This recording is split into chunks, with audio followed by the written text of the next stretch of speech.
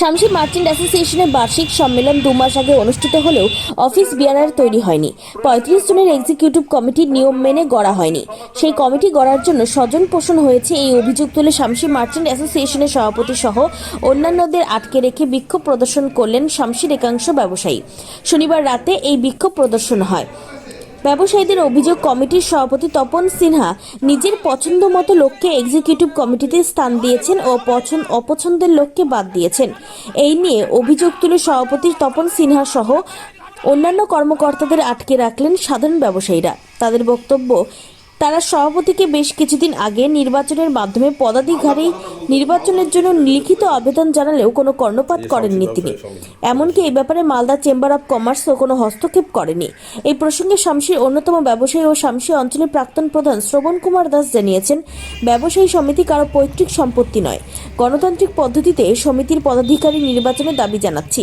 পুরাতন কমিটির সহসভাপতি ভাস্কর দাসের অভিযোগ, দুর্নীতির আঁতুড়ঘরে পরিণত হয়েছে সমিতি। এর থেকে পরিত্রাণ চাইছেন সাধারণ ব্যবসায়ীরা।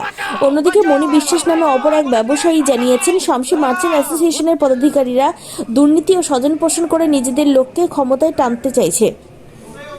এদের জন্য শামসি উন্নয়ন আটকে আছে। এমনকি সমিতি পরিচালিত ডেলি বাজারের অবস্থাও খুব খারাপ। ফলে আমাদের দাবি, গণতান্ত্রিক পদ্ধতিতে চেয়ারম্যান, সভাপতি ও সম্পাদক নির্বাচিত করা হোক। 8 ডিসেম্বর সম্মেলন হয়েছিল। সেই সম্মেলনে একটা কমিটি তৈরি হয়েছিল।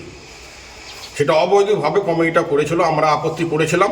ওরা বলেছিল আমরা ওটা ঘরে বসে সলিউশন করে দেবো, আজকে কোনো ঝামেলা করবে না।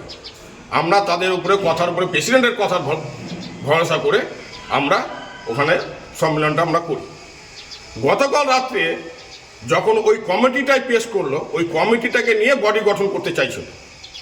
যখন বডি গঠন করতে গেল তখন আমি বাধা দিলাম কি না, এটা তো সাধারণ লোক মেনে নিচ্ছে না, এটা তো সাধারণ লোক মেনে নিচ্ছে না, আমরা এটা মেনে নিচ্ছে না।